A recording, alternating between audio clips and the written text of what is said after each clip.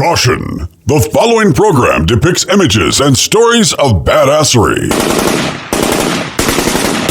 From the dawn of human existence, there have been men and women of extraordinary strength, bravery, and fortitude. So I'll just say this as simple as I can. If it's our time to die, it's our time. All I ask is, if we have to give these bastards our lives, we give them hell before we do! These everyday people looked death in the face and said, "Not today."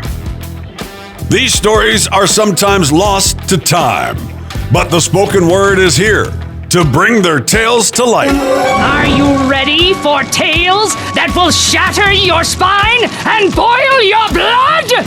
Well, duh. These men and women clawed, bit, punched, kicked, stabbed, shot, and whatever else it took to survive against all odds. Baby, I would fight the kids' army for you.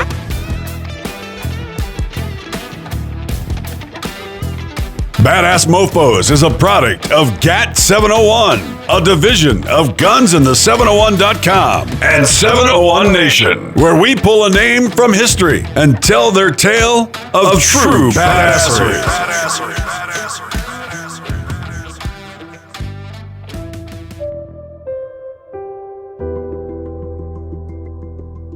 Our story starts in the cold, unforgiving wilderness of Finland. A young boy named Simo Häyhä was born on December 17th, 1905, growing up in the farm of the Rajat-Järvi province. Simo learned the values of hard work, patience, and resilience. He spent his youth hunting and skiing, honing the skills that would make him a formidable marksman. At the age of 17, Simo, he joined the Finnish Civil Guard, where his talents for shooting quickly became evident. He won numerous marksmanship competitions, filling his home with trophies.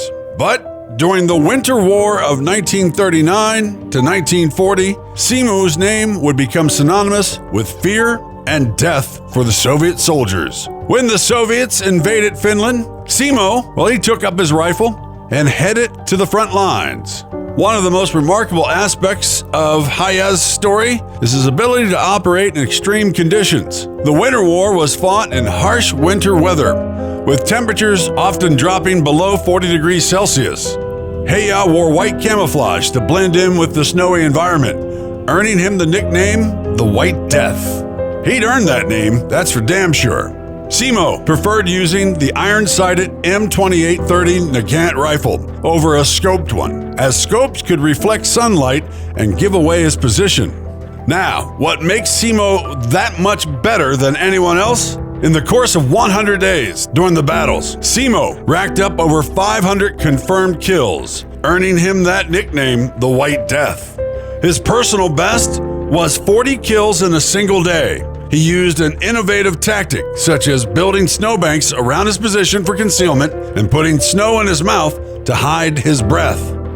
Despite the overwhelming odds, Simo's determination and his skill made him a legend. His exploits struck fear in the hearts of the Soviet soldiers, who even launched counter-sniper missions specifically to eliminate him. Despite his incredible success, Häyhä was not invincible. In 1940, he was severely wounded by an explosive sodium bullet that hit his lower jaw. Now, he was left in a coma for several days, but eventually recovered. The war shortly ended after his injuries had healed, and Finland managed to retain its independence, though it had to cede some of its territory to the Soviet Union. After the war, Simo recovered from his injuries and lived a long life, passing away at the age of 96 in 2002. His legacy as the deadliest sniper in history remains unmatched, and his story continues to inspire all those who would hear it. Camouflage and concealment, positioning, patience and stealth, iron sights, minimal equipment, psychological warfare, adaptability.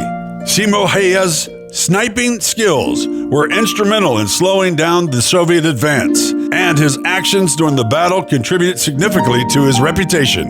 After healing enough from his wounds and the war being over, Simo did what he always does. He went hunting for moose and would guide hunts for many years.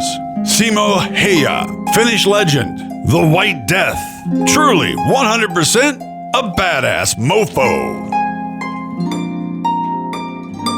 Thanks to listening to Badass Mofo's Tales of the Toughest, a GunsInThe701.com production. Every few weeks, we'll have a new story of another badass mofo out there, and we hope that you tune in to find out about them. Because the best way to keep history alive is to keep talking about it. If you got an idea for a badass mofo, well, we'd like to hear from you.